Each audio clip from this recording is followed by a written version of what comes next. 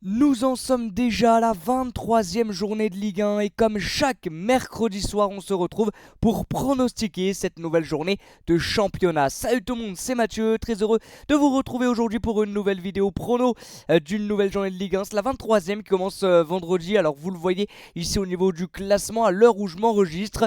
Il y a un seul match qui manque à l'appel pour la 22e journée, c'est le match entre le Stade Rennais et le LOSC qui sera joué donc à 21h. Il est très exactement 19h46 à l'heure où je m'enregistre, donc le match n'a pas encore eu lieu, mais je peux pas m'enregistrer autrement dans la semaine pour que la vidéo sorte le mercredi, donc je m'enregistre le dimanche avant cette rencontre entre Lille et Rennes. Mais ça ne change pas le fait que le Paris Saint-Germain a toujours 10 points d'avance sur l'OM qui est deuxième, qui a fait le trou sur Monaco, sur Nice, même si ils ont tous deux gagné et donc sont toujours à 6 points des Marseillais. Mais l'OM a été chercher une victoire contre Saint-Étienne, donc ils ont toujours un avantage conséquent. Lyon également est pas mal avec la nouvelle victoire contre Montpellier, ils sont 5e. Les Lyonnais, Lille avant de jouer son match contre Rennes et donc 6e. Strasbourg a gagné contre Lens, le Racing Guito et donc 7e. Lens descend à la 8e place. Brest, Toulouse, Angers, Auxerre dans le ventre mou du classement. Rennes, Reims, Nantes proche de la zone de relégation. Saint-Etienne 16e barragiste, Le Havre 7e, Montpellier toujours dernier. Allez, on est parti donc pour pronostiquer toutes les rencontres de la 23e journée. On commence par le Rennes-Reims. Rennes qui va recevoir deux fois au Roazhon Park. Alors je ne sais pas encore ce que ça a donné bien évidemment du côté du match face à Lille qui commence donc à 20h45. Mais ce qui est sûr, c'est qu'ils sont sur deux victoires consécutives. Peut-être trois s'ils arrivent à s'imposer contre Lille. Mais ils sont dans une bonne période, voilà, avec les débuts de Habib Beye qui sont bons, les débuts également de quelques recrues qui sont très très bons et quelques joueurs qui sont mis en avant par Habib Beye qui ne l'étaient pas par Jorge Sampaoli, par Julien Stéphan, notamment Jacquet qui a fait un énorme match contre Saint-Etienne, Cissé aussi incroyable, je pense qu'ils seront titulaires pour le match de ce soir à l'heure où je m'enregistre contre Lille. Mais voilà, il y a des recrues qui sont déjà bien en place, notamment Tamari aussi qui a fait un très bon match. Ce 4-3 de Habib Beye marche plutôt très très bien. Donc on verra ce que ça donne. S'il y a victoire contre Lille, ça pourrait vraiment dans la tête faire encore plus de bien côté Rennais. Mais ça commence tout doucement à se mettre en place. Et face à eux, Reims qui n'a plus gagné. Alors je sais plus depuis quand, on l'avait déjà dit lors de la vidéo prono de la 22e journée. Mais c'est depuis le 6 octobre qu'ils n'ont plus gagné. En 10 novembre, pardon, ils avaient gagné contre le Havre. Depuis le 10 novembre, ils n'ont plus gagné. C'est catastrophique. Du côté de Reims, ils ont viré Luc Elsner. Ils n'ont plus de coach maintenant. C'est voilà, les adjoints qui sont chargés de faire le taf de numéro 1. Mais c'est extrêmement compliqué. La Reims, c'est très très dur pour les Rémois. Très sincèrement, les joueurs qui faisaient du bien en première partie de saison, notamment Nakamura, Ito, bon bah c'est vraiment faible. Le seul qui en ce moment essaye un petit peu de sauver les meubles, c'est Diouf. Et quand ton meilleur joueur c'est ton gardien, ça vraiment que ça va pas du tout. Depuis le départ d'Agbadou, c'est encore pire. Donc c'est très compliqué pour les Rémois. Voilà, c'est deux équipes avec une période complètement différente. On verra ce que font les Rennais bien sûr contre Lille. Mais ce qui est sûr, c'est que Rennes va arriver avec beaucoup plus de confiance que Reims. Et à domicile en plus de ça, les Rennais sont largement favoris. Je vois pas malheureusement Reims repartir du Roazhon Park avec autre chose qu'une défaite. Donc je verrai une victoire 2-1 des Rennais. On continue avec le match du samedi 17h, énorme choc entre le LOSC et l'AS Monaco. Pareil, je ne sais pas encore le résultat du LOSC qui joue contre Rennes, mais ce qui est sûr que ce sera un match très très important. Si Lille s'impose, s'ils s'imposent ce soir contre Rennes, ils pourront se rapprocher de Monaco et donc tout simplement jouer pour les dépasser sur ce match à 17h à domicile. Ils sont sur une période compliquée, les Lillois, ils n'ont pas l'habitude bien évidemment. Le fait aussi de jouer tous les 3 jours, ils ont commencé leur saison en août, donc ils ont repris leur saison en août, donc bon, à un moment donné, depuis août, ils jouent tous les quasiment 4-5 jours, enfin en tout cas ils ont souvent 2 matchs par semaine. C'est un peu compliqué pour les Lillois, ils sont encore en Coupe de France en plus de ça, ils se sont fait éliminer contre Dunkerque, pardon. Mais ouais, c'est un petit peu délicat, mais bon, c'est pas la crise, loin de là. Ils vont jouer Monaco, ça va un petit peu mieux pour Monaco qui avait une période un peu compliquée avant la trêve, mais ça va un petit peu mieux pour eux avec notamment un Mika Biretz incroyable. Il a encore eu un triplé contre Nantes, si je dis pas de bêtises. Il est exceptionnel, Mika Biretz, du côté de l'AS Monaco. Ça va être un bon match. Je pense qu'on va voir début et je verrai une victoire extrêmement prolifique de Lille. 3-2 dans un match qui part dans tous les sens avec énormément d'intensité, énormément de rythme. Je vois bien un but en fin de match de Lille dans un match complètement fou, 3-2. Allez, 19h, Saint-Etienne-Angers, le match de la peur. Même si Angers, très sincèrement, ça commence à être de plus en plus intéressant. Je dis pas qu'ils jouent plus le maintien, mais là, ils ont pris quand même pas mal d'avance, bien évidemment. Les Angevins, ça reste quand même un concurrent pour Saint-Etienne au maintien. Il va donc falloir gagner du côté de Saint-Etienne. C'est Kata, hein, côté stéphanois. C'est vrai que l'arrivée de Horneland avait plutôt mis en place sur ses débuts les bonnes choses, notamment la victoire contre Reims, je crois. Si je dis pas de bêtises, c'était une victoire contre Reims très très bonne. Après, il y avait eu une défaite contre le PSG, mais une défaite qui était vraiment honorable. Puis là, bon, ils se font démolir contre l'OM, ils perdent contre Rennes, ils perdent contre Lille. Bon, des adversaires bien sûr compliqués, mais là, dans le jeu, hein, même dans le contenu, c'est très très dur pour les Stéphanois. Ils vont donc rencontrer une équipe angevine qui sont en forme en ce moment, notamment Esteban Le Paul très très fort. Ils viennent de gagner 1-0 contre le Stade de Reims. Ils sont intéressants, le quatuor offensif avec Ferrat, avec Alevina, avec Joel Melali, Jubel Kedim là qui était présent notamment, du Esteban Le Paul aussi très très très très fort. Et bah ça marche bien, ça marche bien. Et puis Alexandre Dujeu est un super coach. Donc Angers on n'en parle pas beaucoup, mais ça fait une sacrée saison quand même. Hein. Première partie de saison, en tout cas tout début de saison, extrêmement compliqué. Mais là ça va beaucoup mieux pour les Angevins. Ils vont devoir se battre jusqu'à la fin pour le maintien. Mais là ils vont partir favoris, hein, bien évidemment sur ce match contre Saint-Étienne, parce que Saint-Étienne c'est extrêmement compliqué. Même si les points qu'ils prennent, c'est à domicile. Hein. À domicile, c'est loin de catastrophique. Saint-Etienne, même s'ils ont pu gagner depuis un petit moment, à domicile, c'est 11ème. Donc, il faut aussi s'appuyer sur Geoffroy Guichard qui sera derrière eux, même si c'est compliqué en ce moment. Je pense que les supporters vont répondre présent. C'est un match très important. Je vois bien un match assez disputé. Je vois bien un match nul. Voilà, un match nul part toujours pas Saint-Étienne. Perd à domicile comme ça, face même si Angers est bien en ce moment. Je vois bien un petit 1 partout entre Saint-Etienne et Angers. Le soir, Auxerre-Marseille. Alors, à chaque fois qu'Auxerre reçoit la Baie des Champs, on dit toujours la même chose. Mais bien sûr, il est très compliqué d'aller gagner à la Baie des Champs. Paris ne l'a pas fait. Lyon, Lille ne l'a pas fait. Lille ne l'a pas fait. Lyon, je crois qu'ils n'ont pas encore joué, mais Lille ne l'a pas fait. Monaco l'a fait. Et c'est la seule équipe, je crois, à l'avoir fait, à l'avoir gagné du côté de la Baie des Champs. Ils ont perdu une seule fois. 5 nuls, 5 victoires. Par contre, en ce moment, Auxerre, c'est très compliqué. Ils n'ont plus gagné, si je dis pas de bêtises, depuis le 24 novembre. Hein. Je crois qu'ils n'ont plus gagné depuis le 24 novembre. C'était vraiment une... c'est bien ça, 24 novembre contre Angers. C'était réellement une première partie de saison surprise. On se disait même pourquoi pas l'Europe en fin de saison.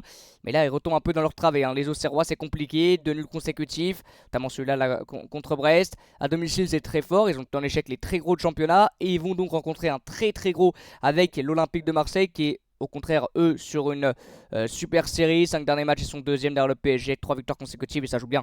Ça joue très très bien du côté de l'OM. Et puis l'arrivée de Benasser, elle fait un bien fou. Il a fait 2 matchs où il a joué très exactement sur les 2 matchs, 65 minutes contre Angers et contre Saint-Etienne. Il a été énormissime. Rabiot, très très fort aussi, qui marque à chaque match en ce moment. Greenwood, on le connaît, déjà 14 buts pour Mason Greenwood, incroyable. Mason Greenwood aux côtés d'Amine Gouiri, 5 passes D, 5 buts. Alors on compte ce drain aussi, je pense, parce qu'il n'a pas mis 5 buts encore avec l'OM. Je crois que c'est 2 buts, 2 ou 3 buts. Il a mis un triplé contre Saint-Etienne, non? Il a mis un triplé ou un doublé? Non, doublé contre Saint-Etienne. Donc 2 buts et 3 passes D ou 4 passes D, quelque chose comme ça. Bon, c'est très très fort. Gouiri, là, son début avec l'homme est très très fort. Et puis le petit Dedic aussi qui était rentré, la dernière recrue en date, qui était rentré en jeu. Contre Saint-Etienne en fin de match, il a fait une très bonne entrée, donc à voir. Mais non, là, l'OM ça marche très bien. Hein. Je pense que De Zerbi a trouvé son 11, il ne le bougera pas beaucoup. Et puis sur le banc, t'as du Nil Mopé, t'as du Ro, t'as du Valentin Rongier. Donc là, Marseille, c'est très très fort. Maintenant, attention, parce que Auxerre, à domicile, ça a réussi à chercher des points contre n'importe qui, notamment Lille et le Paris Saint-Germain. Donc je vois pas Marseille s'incliner. On sait qu'extérieur, c'est très fort, l'Olympique de Marseille, deuxième. Et je vois bien, allez, une courte victoire à l'arraché compliquée, parce qu'Auxerre, défensivement, à domicile, c'est très fort.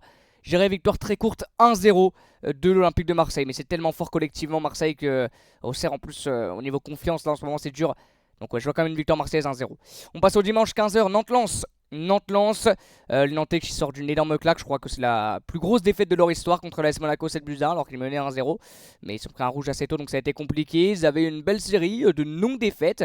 Ils étaient invaincus et puis là, 2 défaites consécutives. Ça repart un petit peu. Les Nantais, bien évidemment, qui sont tout proches de la zone rouge. C'est compliqué aussi pour eux, pour le FC Nantes. Très très dur hein, pour les Nantais. Voilà, même si Simon, Ablin essayent par leur individualité, par leur qualité, par leur fougue de sauver les meubles, mais c'est compliqué. Ils sont un peu solo hein, dans cette équipe, on va pas se mentir. C'est un peu dur pour cette formation nantaise face à Lens. Lens qui vient de perdre hein, aujourd'hui à l'heure où je m'enregistre contre le Racing Club de Strasbourg 2-0, qui sont redescendus à cette 8ème place, qui n'ont donc plus le droit à l'erreur, mais se déplacer du côté de la Beaujoire, c'est pas le déplacement le plus facile. À l'extérieur, Lens est bien. Et à domicile, les Nantais... Ouais, non, les Nantais, c'est 16ème. À domicile, ils perdent pas mal de points. Et puis, à l'extérieur, Lens est plutôt pas mal. Ouais, là, je pense que cette défaite va faire très très mal aux Nantais. Défensivement, c'est assez faible. Maintenant, Lens dans le jeu, ça fait quelques matchs là où dans le contenu, ça monte plus grand chose. Hein. Contre Strasbourg, ils n'ont pas été bons. Alors, il y a eu ce rouge de Machado, mais même à 11 contre 11, c'était pas bon. Contre Nice, pareil, ils se prennent un rouge en deuxième mi-temps, mais Avant le rouge à 11 contre 11, c'est pas bon non plus. Donc dans le contenu, c'est un peu dur. Je vois une courte victoire lensoise. 1-0 ou 2-1, mais très très courte victoire. Le multiplex, 3 matchs, Le Havre-Toulouse. Le Havre qui avait gagné contre Lille, qui a perdu contre Nice 3-1 aujourd'hui. Alors où je m'enregistre donc, et qui va recevoir le TFC, deuxième fois qu'ils reçoivent. Ils n'ont pas le choix, les Havrais face à Toulouse. Attention, hein, Toulouse qui bascule, je vais pas dire dangereusement, mais attention, voilà, c'est très irrégulier côté toulousain. Ça fait un petit moment qu'ils n'ont plus gagné, en tout cas sur 5 derniers matchs ils n'ont plus gagné. Ça fait un petit moment, donc c'est très irrégulier côté toulousain. Je dis pas qu'ils vont vraiment galérer à se maintenir. Je pense que ça va se maintenir vers la 13e, 12e, 11e place. Mais attention à pas non plus reculer dangereusement côté toulousain. Et donc faut pas perdre. Faut absolument pas perdre ce match. On sait qu'ils ont perdu face à Montpellier il n'y a pas si longtemps. Là ils vont se dépasser chez une équipe qui doit absolument gagner. Et qui est pas complètement à la ramasse. Même Le Havre, même Montpellier. Voilà, la place de barragiste n'est pas très loin. Bon, derrière, les places de non relégables commencent à s'éloigner un petit peu. Mais la place de barragiste, elle est pas très loin. On va compter sur ça pour se maintenir, je pense, du côté du Havre et de Montpellier. Ouais, là Toulouse c'est un peu friable. Même si niveau effectif c'est largement au-dessus de cette équipe havraise, hein, réellement. Il n'y a rien à dire avec Abouklal, avec Beau, avec King. Enfin, ils ont vraiment un effectif largement plus qualitatif. Mais bon, les Havrais, on le sait, la victoire contre Lille peut être bénéfique. Bon, ils ont perdu contre Nice, mais bon, ça va être à domicile. Bon, à domicile, c'est Kata, hein, le Havre. Je crois que c'est la dernière équipe à domicile, je crois. Je crois que c'est l'une des pires équipes, ouais, ça. 6 points seulement pris en 11 matchs, hein. C'est Kata. Kata. Donc je vois bien un petit match nul un partout entre le Havre et Toulouse. Nice-Montpellier. Bon, bah Montpellier, ils retombent aussi dans leur travée, malheureusement. Ils avaient gagné deux fois consécutivement contre Monaco, contre Toulouse. Et là, c'est compliqué face à Nice qui est 3ème, hein, faut pas l'oublier. Et Nice qui est à seulement 6 petits points de l'Olympique de Marseille.